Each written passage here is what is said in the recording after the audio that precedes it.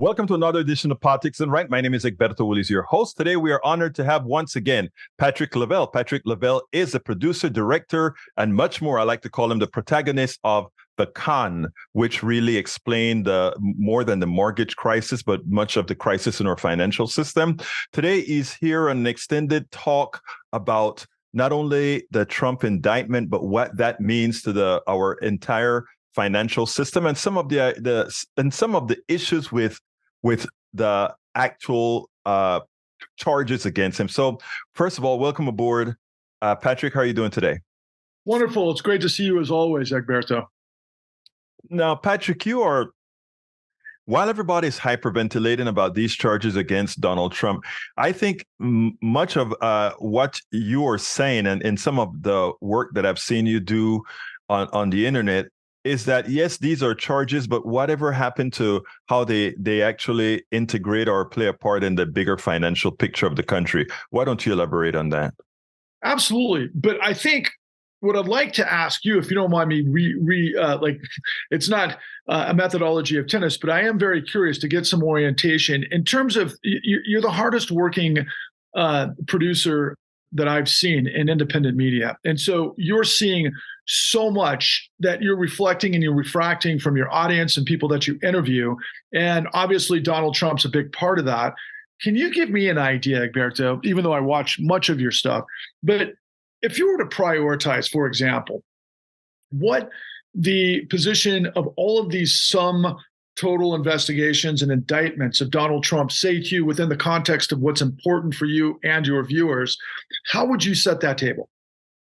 The interesting thing about it is when I look at the Donald Trump issue, as far as how it affects me as a person now that he's not president, now that he's not in power, it means very little to me on a personal level. However, as I pointed out before with what I hope you're going to talk about as well, is that there's so many other things that are happening economically, financially in this country that our hyperventilation on Donald Trump would have us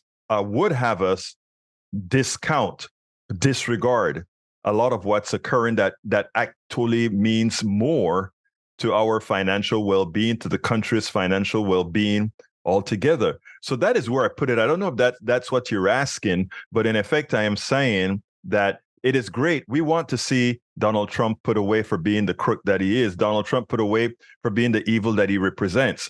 But he is just one person, and the evil that we talk about, the financial evil itself, is systemic. And unless we capture that, feeling good about throwing Donald Trump in jail solves very little of our problem. Wow, that was very powerful, Egberto, and I really appreciate you, basically teeing off with that, because the position that our media continues to perpetuate is this notion that we have sort of a code 5, alert, a sort of desperate scenario that our democracy is at stake, that we are in a predicament to where everything that this country supposedly stands for, and when we say democracy, I would think that most of us would consider that the rule of law and the accountability, or I should say, the ability of the rule of law to hold power to account was exactly what our founders had designed this country to accomplish. Of course, the architecture is separation of powers, and what the administrative branch does vis-a-vis and versus, or however specific situations work out with the judiciary, and also obviously through Congress, is this sort of modus operandi of balance for the American people. Presumably, the country itself is guided to be of, by, and for the people. Of course, famously, Abraham Lincoln said at the Gettysburg Address, "A nation of, by, and for the people shall not perish from this earth." And that was given, of course, during the Civil War. What was the issues of the Civil War? Well, the Confederacy and a conflict of power, and the resolution that there were two different sorts of ideologies, one based on ownership of human beings, and the other presumably of the ideals of the founding. that all men are created equal. Okay. Loosely, that's kind of how I think most of us set the table in our mind as we approach this sort of, shall we say, 24/7 onslaught of information as it relates to all things Trump and him running for the presidency, and whether or not this is indeed the end of democracy if somehow Donald Trump beats the rap. From where I'm coming, Egberto, we don't have a democracy. We haven't had a democracy for a long time. There's been a lot of very important studies and revelations. I mean, I think I go back to the economist Thomas Piketty a number of years back when he revealed that basically, the parameters and the sort of tax policies and the nature of being able to pass inheritance and land ownership and all of those sorts of things have impacted our political manifestations so that we don't have a democracy of by the for the people. And let me ask you to hold right there for one particular second, because I am glad that you're taking it to we don't have a democracy, but you're framing it that because of the way capital moves around, it inherently prevents the execution of true democracy for everybody. But I just want to make people aware that it's not only the financial doings that affect that we don't have a true democracy. I want folks to remember that from the inception of this country, when we talk about 2 senators per state, irrespective of the number of people in that state, that is not democratic. When we talk about a Supreme Court that has the ability to overrule laws created by the legislature and signed by the president, and 9 people currently have the ability to overturn that, and without a 2/3 majority of the Senate, that they in effect put that law out of existence. That's not a democracy. When we have gerrymandering in different states that allow a state like Ohio to send a supermajority or close to of representatives to represent Ohio in the Congress, even though Ohio, when it comes to the amount of people in the state, or rather the people in the state, is a close to a 50-50 state, given how they have 2 senators, 1 from each party, that proves we're not a democracy. And what Patrick is talking about now is even bigger, because that one is not easily seen. All those things that I just mentioned within the political structure, anybody can understand it. What Patrick is talking about with the economy and the undemocracy within the economy, that you have to do another level of thinking. Continue, my friend.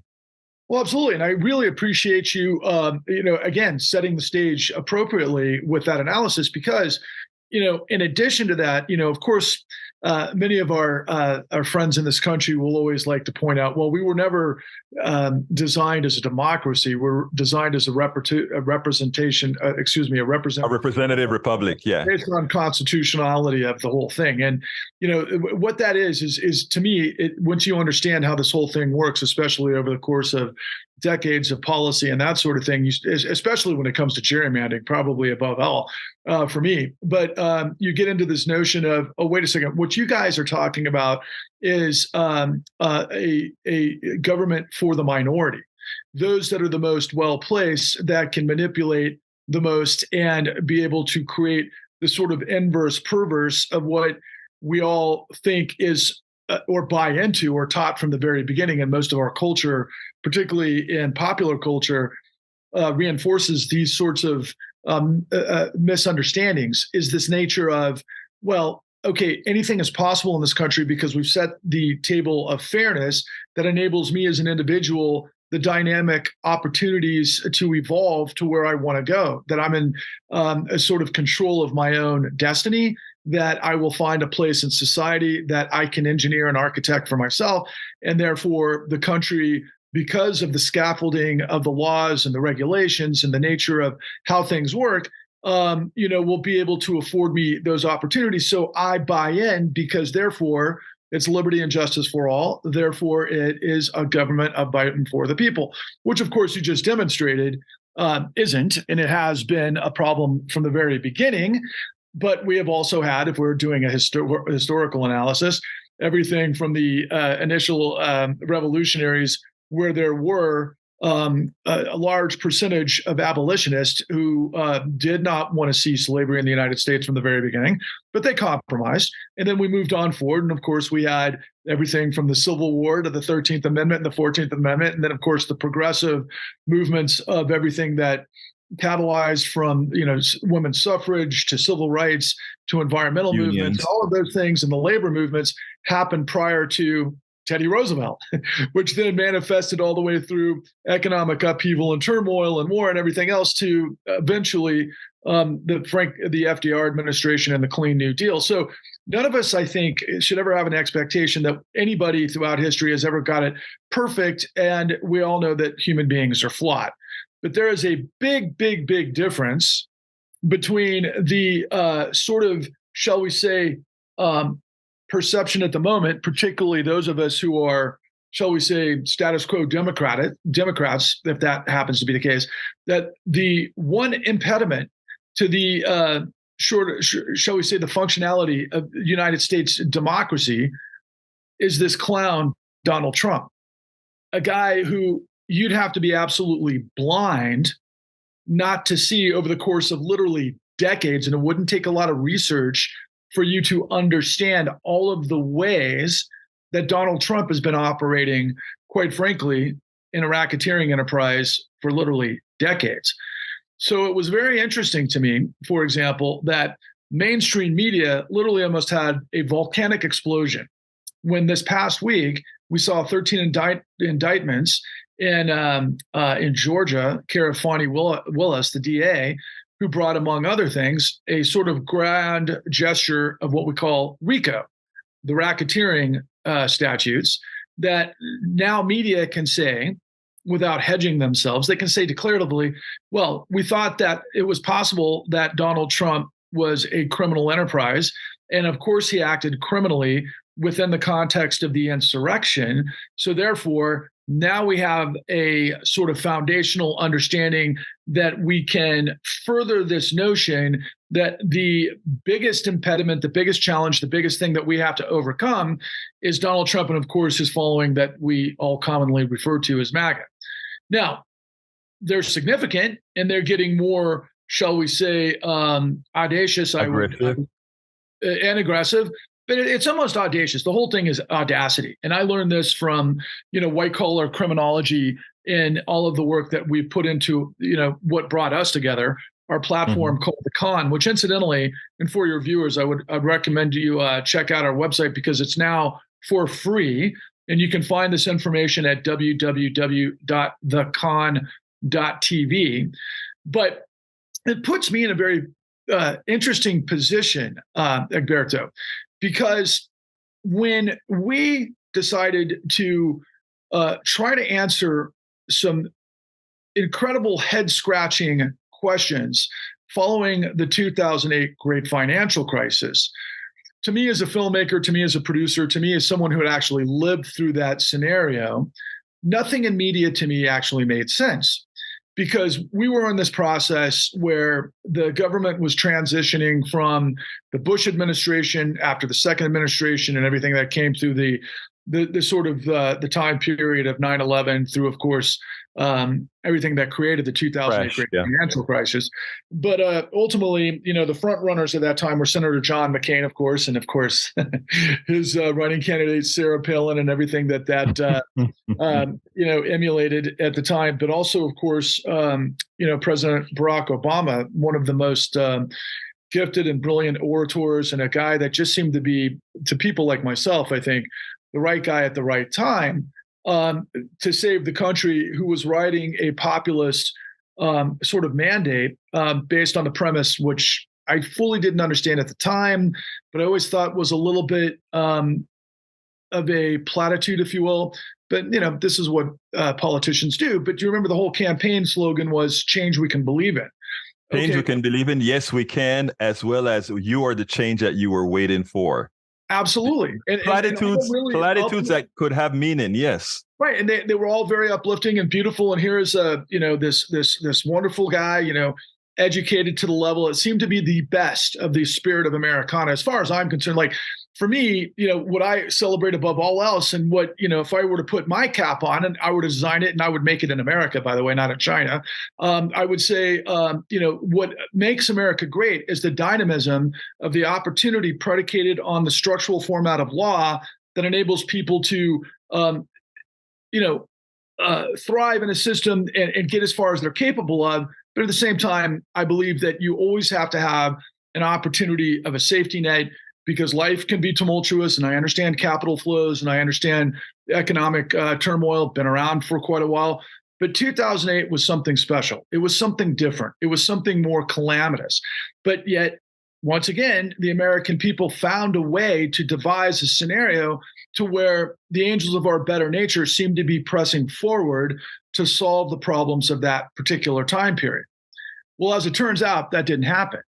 That didn't even. I tell you what, when we talk about that didn't happen, let's point out one thing. And we should have seen from the time that Obama got elected that it wasn't going to happen, when one of the first things that got done was the quasi disbandment of OFA, which had turned into a powerful organization that could really meet the people. In other words, OFA, or Organizing for Obama, was a powerful grassroots organizations that could really reach the people. As soon as that occurred, it's one thing that we should have known. We were about to head slowly back into a status quo. But continue, please. Well, but to your point about status quo, and this was, for me, something that I didn't understand until many, many years later. But as it turned out, Barack Obama put into his cabinet pretty much all of the same people, yes, the titans of this fusion that the Clintons had created between our financial structure and the Democratic Party at that time, and of course, which many of us regard as the sort of the primer, the central, the DNC, that sort of thing. But it was the revolving door of the meritocracy, the professionals, if you will. And but what he put at the highest levels of his administration, his cabinet, were the same people that created the crash. So right. Change we could believe in turned into, guys, don't listen to what I'm telling you. Don't look behind the curtain. I'm going to tell you what you want to hear, but I'm going to serve the financial system. And I'm sorry if that's a little bit disconcerting and disappointing and a little bit even almost, offensive to some people. I'm sorry. I know, no, it's not offensive at all. I think it is something that we need to hear. And the reason I cut in certain areas is I want to place some of what you're saying into a perspective that folks can actually touch. When you talk about the status quo, or when I mention the status quo and you talk about, I'll tell you what you want to hear, but I'll keep doing what we've always done. In as much as we got healthcare, the Affordable Care Act, which saved a lot of folks, no doubt about it. But the reality, it only saved a lot of folks by enriching the same folks that you're talking about, the financiers, the titans of finance that control this country. So in as much as good was done for the average American citizen, it was done at a cost. And that cost was still the American people paying a lot more for not that much more to provide a new cash flow or a new panacea for the wealthy, for the titans of finance. Continue, my friend. Well, let's leapfrog ahead from 2008 to 2020, January 6th, 2020. So we have this insurrection. We're seeing foment from the right, and anybody paying attention, both online, but particularly through Fox, was this incredible PR press that there were questions regarding the election, the integrity of the election. And that was used to justify what became somewhat of a popular uprising, which to those of us paying attention at the time, were surprised to see thousands of people from all over the country descend upon Washington and then land in Donald Trump's, Washington, D.C. hotel, for example. They were all online. But then, of course, I remember watching mainstream media at the time, particularly Rachel Maddow, and a lot of these folks were acting as if nobody really could see. Well, let me I should probably do this in a chronological setting, but the first thing was that the supporters of Trump and protesters against potentially a stolen election started to congregate in Washington, D.C. from around the country. But those who were paying attention online could see a mile away that this was something that had been brewing, something being discussed often and galvanizing out in the open. And so when you contrast that with ultimately what I was seeing in mainstream, where a lot of people were somewhat surprised the day of the actual insurrection, is my point. So, for example, we saw thousands and thousands of protesters. We saw Trump give the speech. Then we saw the protesters, attack the Capitol and everything that came afterwards. And we all saw it with our real eyes. And we saw, it was extraordinary to see, because I was like, first of all, after everything that the country had gone through, the first questions that I was asking Egberto was, given the levels of corruption that we knew existed, that the only people that were actually protesting our government were people that appeared to be far-right lunatic fringe. For me, I'm like, wait a second, the American people to redress their grievances would be manifested in what appears to be a kind of a confederacy, if you will. And then the whole thing seemed to be this dalliance of this sort of, I don't know, however you want to describe or interpret, how we all have seen and known Donald Trump over the course of the last several decades. But what I'm trying to get to is really what I've got to make this case to your audience and the American people writ large. So fast forward to 2023. So we've seen now 91 indictments of Donald Trump, right? Everything ranging from, the hush money payments with Alvin Bragg and the district attorney of New York. And then, but more importantly, to what I'm about to reveal to you, everything that has manifested has created this framing, if you will. From the January 6th investigation in Congress last summer to now, through Jack Smith's investigation and so forth, is that Donald Trump defrauded the United States. And then we're showing how all of the different ways that Donald Trump defrauded the United States. Now, he defrauded the United States, according to the government, of course, with a racketeering conspiracy. Well, that's interesting, is it not? So forever, mainstream media, and I've seen this, to my wit's end, that for the most part, conspiracies have been downplayed because there's a lot of nutty conspiracies out there. And then if something especially gets framed by the professional class as a conspiracy theory, then of course it just automatically discounts whomever is purveying that sort of conspiracy theory. Now, we all understand, thanks to Fani Willis, that it's okay to declaratively, in mainstream media specifically, talk about conspiracies. Because, of course, it takes a conspiracy to put together an event like stealing an election and creating a coup d'etat, which is exactly what the right did. And so from the position of, I should say supporters of Trump and what we affectionately call MAGA, was the scenario where now between Jack Smith and Fani Willis and, of course, Alvin Bragg, and then soon to become, and this is going to be the most important and crucial information of all, particularly as it relates to our work, is going to be all of the charges that are going to come to Donald Trump's business practices over the course of decades that will come through the New York AG's office, most of which are involved with what we call control fraud. Now, I'll come back to that momentarily. But consider for a second, again, what the case is, right? And the way the government is framing this with all of these incredible resources for Donald Trump, which in context of what I'm about to reveal to you is, of course, one person, but his conspiracy is quite large, as we all know. But the long and the short of it is, the way he defrauded the United States incorporates a number of initiatives. First and foremost, in what we saw this past week out of Michigan, for example, are felony charges against 16 defendants based on what we call the fake elector scam.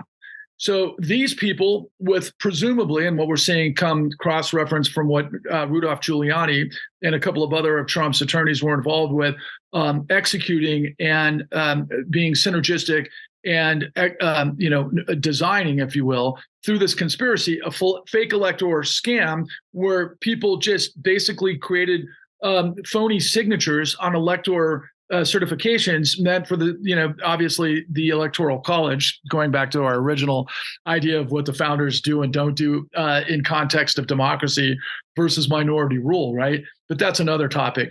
But we know clearly that it's against the law and it's a felony and can be prosecuted with charges of over 20 years for lying on documentation fraud for something as significant, of course, as a presidential election. So that's one. Now, two, interestingly enough, out of the Jack Smith's investigation, about a month ago, he was very adamant, and this was huge news at the outset of this, but it's always in the back of what's going on with the special investigation by Jack Smith. As it turns out, and to a surprise to no one, but at the same time, it's great, again, to hear this from the DOJ, that Donald Trump's lawyers have been lying on his behalf. And Jack Smith has got him caught in a bunch of different lies as it relates to, the top clearance information that was found at Mar-a-Lago and maybe some more apparently up in Bedminster, New Jersey, at his other golf club, top secret clearance information. A lot of people are speculating maybe Donald Trump had potentially, provided top secret nuclear information, nuclear plans, in a potential war with Iran to Saudi Arabia and everything that constitutes, which interestingly, obviously Jared Kushner and Steve Mnuchin have realized over $6 billion from Saudi Arabia recently. But let's just put that on the side.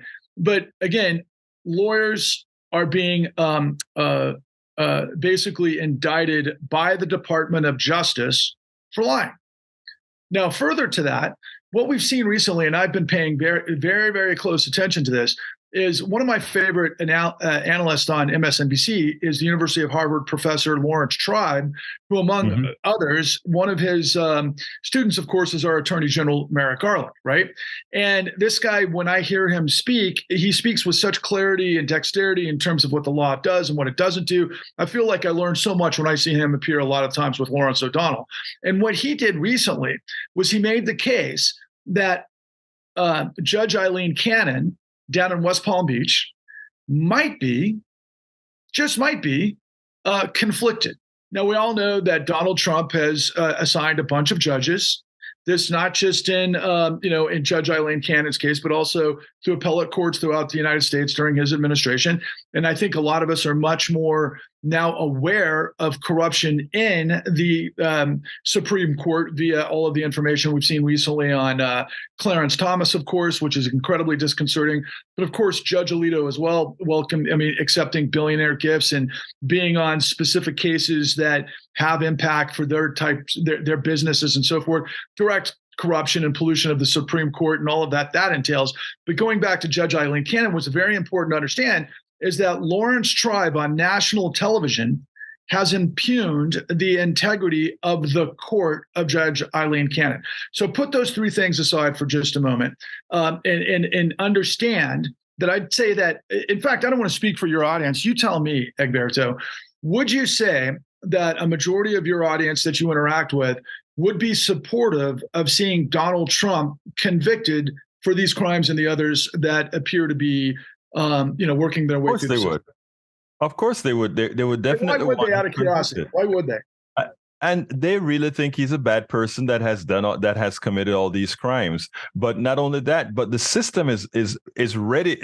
The system is not the system. Part of the system, the sort of middle of the system now sees him as a liability, and they're willing to let him go. But the truth of the matter is, again, like I mentioned earlier, there's a whole lot of bigger things to fry. So, we're spending a lot of time on this when there's a lot else going on. But continue. I'm going to bring that, but I just want you to, and I think you did, but I'm just going to ask you a follow-up question if you don't mind.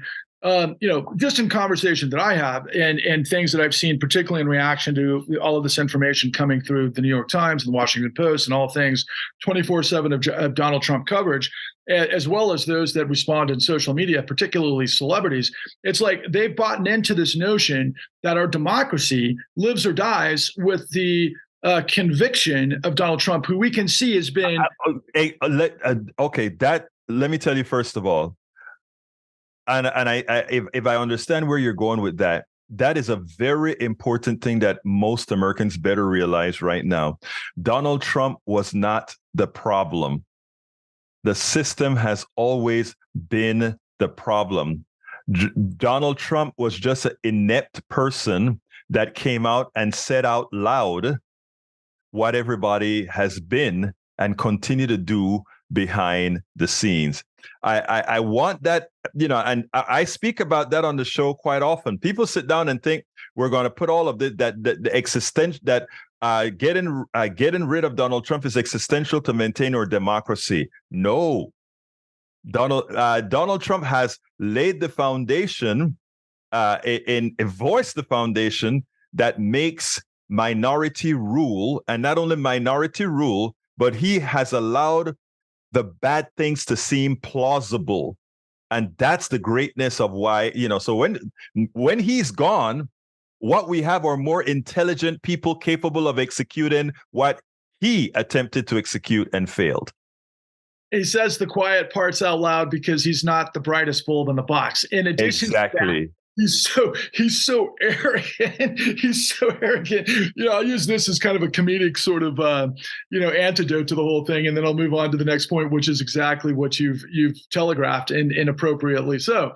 But I mean, in the case of the hush money payments to a porn star, based on the statutes of dark money and Citizens United, all he had to do was hide that in LLCs through other players. Exactly. Not very smart, is he? Never had broken the law. He just he's so lazy that he went around the statute. We have Citizens United that would have protected. We have McCutcheon that would have. There are so many Supreme Court laws. All right. I mean, results that would have aided him, that he would have gotten away with just what the Koch brothers or any other wealthy person gets away with. Exactly. Or potentially what we're talking about in the Supreme Court, right? But anyway, the perfect point. But I need to make this broader point because and you're so exactly right, Egberto. And I know you deal with this every single day, because it's just like, again, it's just all this stuff reminds me of children's parables that we told our kids when they were first born. I mean, whether it was, the emperor's new clothes, or whether it was Humpty Dumpty. I mean, this whole fractured business of the country right now, will we be able to put the country back together depending on what happens with Donald Trump is a significant question. But it's ridiculous considering that Donald Trump is literally both a reflection. He's a mirror. He's a reflection and a refraction of everything we show you in our work, The Con, that is our financial system, got away with, to the tune of tens of trillions that destroyed tens of millions. And let's make that connection now, because I think we probably have about 12 minutes left, and I know you have to build up that connection, because, like we mentioned up in the beginning, we're thinking getting to Trump is going to solve the nation's problems, like you're about to explain. He is just the person that we can get rid of now, because he's already cauterized the bad, and he's made the bad plausible. Continue, my friend. I have to thank Donald Trump for just being this guy to basically show just so clearly exactly what we're in the midst of, because he's just shoving it in everybody's face. Look, the bottom line is this, okay? In our work, The Con, again, that is available now for free at www.thecon.tv. What we had to do was we had to pull the strings on what our financial system actually is, based on the 2008 great financial crisis. And what we discovered was there were literally, Egberto, this is not hyperbole. I know this number is going to sound crazy. I assure you it's accurate. And I not down to within 5, but it literally tens of millions of felonies were created in what we call liar's loans. Now, liar's loans is this approximation of using documentation fabrication, because brokers were able to utilize methodologies because they knew the numbers and all of the different parameters that were used to be able to get a loan approved. they were incentivized by CEOs of this country, because we have what's known as modern executive compensation, where after the Clinton administration, we got rid of most of the regulation that we put in play after the Great Depression to prevent all of this stuff from happening. But because we had the revolving door, and there's outsized influence of our financial system and our legal system, and they got deeply involved with the Democratic Party and the Republican Party. There's slight differences between the two of them, as we all know. But the bottom line is that deregulation enabled this monstrosity of people, and there was no regulation. So basically, we call it the 3Ds. We call it deregulation, desupervision, but most importantly, decriminalization, because nobody's looking. So ultimately, we had tens of millions of documentation fraud, creating what we call liar's loans that were put into a system. And there's a conveyor belt. And anybody who's bought real estate understands that there's a process in play, and there's also laws in play, you would think, to maintain the credibility and the value, if you will, of real estate, but it can all be manipulated. Now, Donald Trump comes from this background and has been doing this his whole career. I'll give you a couple of examples of that downstream, but going with what the government is demonstrating what Donald Trump is guilty of now, Wall Street allowed these brokers to create tens of millions of illegal documentation based on just deceptive acts and practices. Again, going back to Donald Trump, he's defrauding the United States based on deception. Okay, that's a thing. By the way, we have remedy for that, and it's RICO, especially when you do it with a conspiracy. But moving forward, so as you move on the conveyor belt of liar's loans through appraisals that were influenced to lie to create hypervalued assets for the rich, ultimately, that lenders provide top dollar because they're shuffling this through the deck. And then the other stopgap was, of course, the nature of the credit rating agencies, one of which is Moody's, which is owned by Warren Buffett. They were lying on their due diligence of underwriting, just like all of the underwriters in the system were lying to approve, and provide AAA rated reviews of huge trusts and huge securities that were being unloaded on pensioners, countries, communities. I want you to hold your thought there, because I want to explain something to the audience. These guys gave all of this a semblance of legality. And when we talk about the rating agencies, what they did is they learned how they supposedly had mathematicians who learned how to packetize bad debt with medium bad debt, with good debt, and with best debt, and somehow turn the combination of those papers into a Class A asset, which means an asset that is of good risk. So they gave it a plausibility of being a good investment made of, to put it bluntly, doo-doo. Continue, my friend. Right. And there's a reason they did that. And it's in our show, The Con, but it's because CEOs can create the facade of short-term growth that gives big returns to their investors, and also the board, most importantly, because they're the ones getting a lion's share of the upside, all based on deceptive acts and practices, which, oh, by the way, as we're seeing demonstrated in the government's case against Donald Trump, is illegal. But they did it in the tune of tens of millions. Now, to give you an example of how this whole thing worked, after you get past the rating agencies, it went into derivatives and what we have, all these different products. A great sort of primer on how this whole thing works. Many people saw The Big Short. That's like first base of what actually happened, and it's not anywhere close to what you see in our work. But ultimately, we had a $4.6 trillion housing market at about this time period of 2005, 6, 7. That became a $600 to $800 trillion a global derivatives mess, and ultimately all predicated on lies the whole time. It was inevitably going to blow up. It was all a facade, and it was all preventable because thousands of people tried to stop it. And all of that work, and then some, is in our work. But ultimately, bringing it back to Donald Trump, though, after the rug pulled, the floor fell out, the ceiling caved in, all of the rest of it, we had this mass global meltdown. Nobody had any idea what was going on. we ended up calling it subprime, and then we started blaming, people that we claimed, took out more than they can afford, or they didn't know what they were doing. And in many cases, most people blamed minorities, because it was like, you shouldn't be able to loan to minorities. And they were blaming at the time what was called the Community Reinvestment Act and all sorts of other things. I don't want to litigate all of that at the moment. I just want to stay on path, considering the time period here, comparing it to where we are with Donald Trump, because ultimately, after everything got destroyed and why we went to go make our work, the Department of Justice under Barack Obama, led by another African-American who we all, I think at the time, celebrated as being the first African-American, director of the DOJ in the Americans in the history, instead of bringing the mass information that I now know existed beyond comprehension, that the media never delved into, and that was the reason we had to make our work to begin with. They never put the entirety of the puzzle together.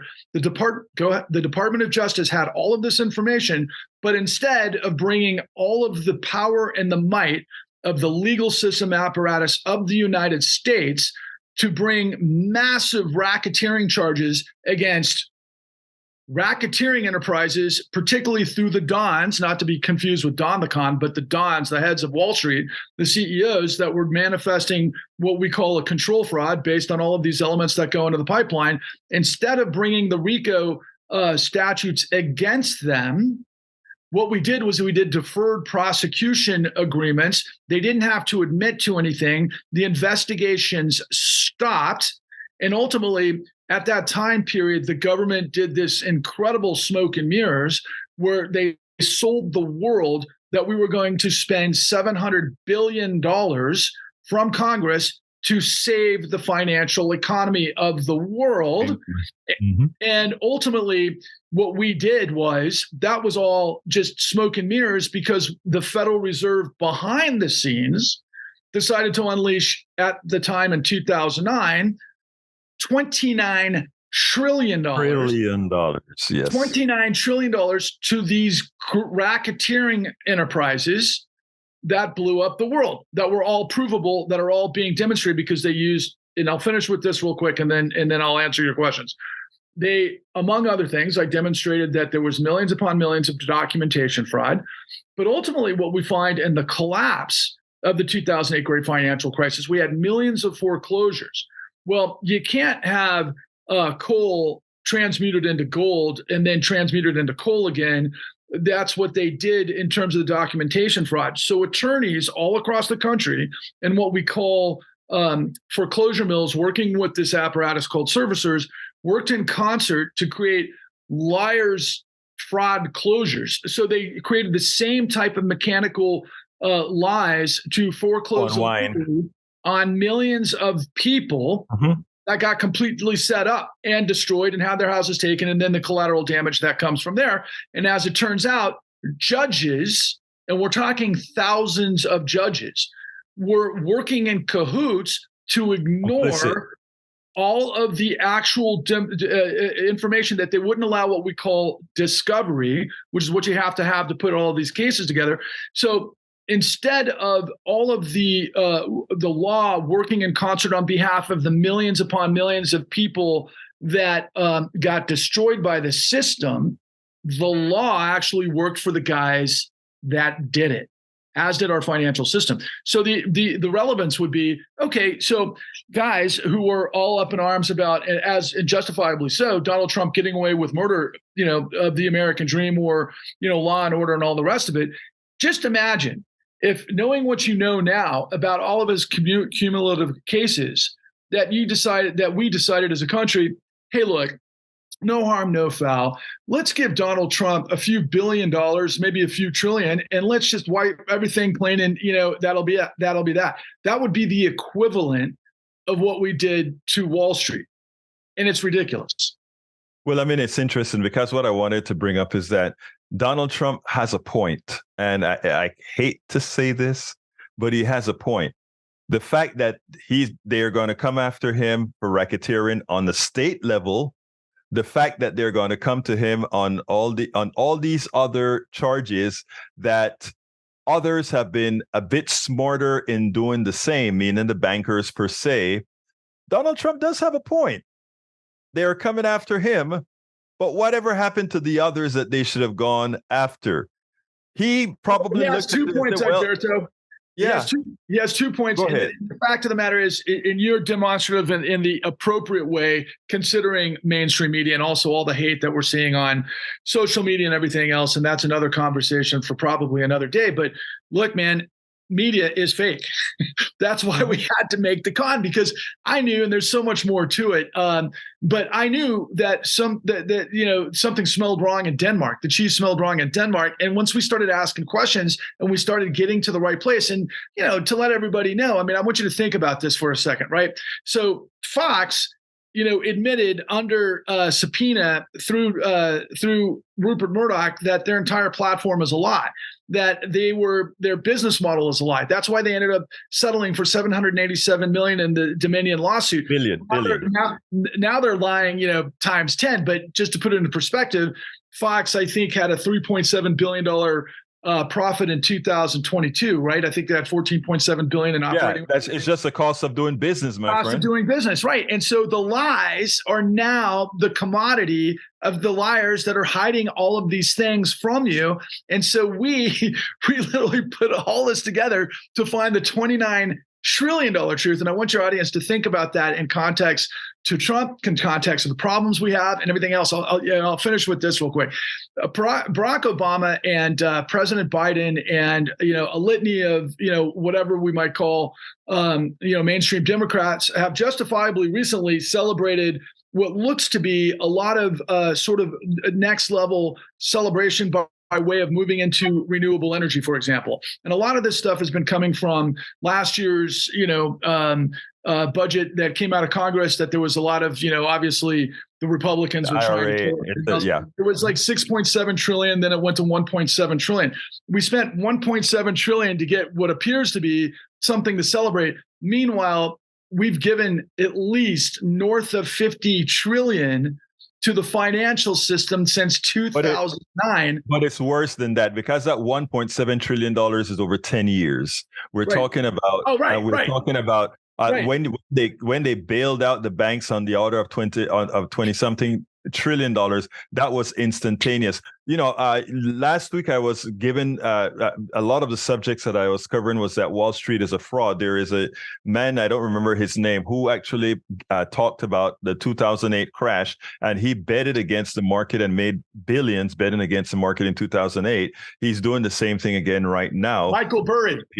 Michael Burry. And the funny thing about it is the real big short, just right. The fact that a person can just go ahead and make a bet on our economic system proves that the entire thing is fraudulent. Absolutely. The way we met was from a statement Bernie Sanders made. Wall Street's business model is fraud.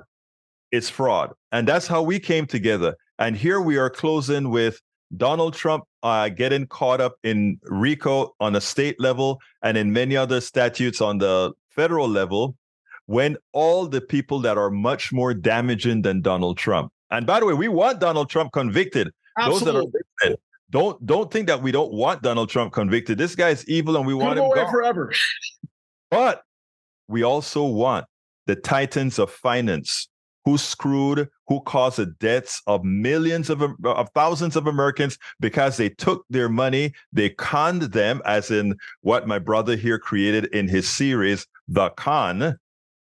We want those taken care of. Give me a quick closer, Patrick.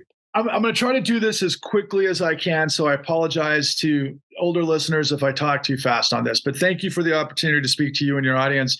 Once again, I really appreciate all that you do.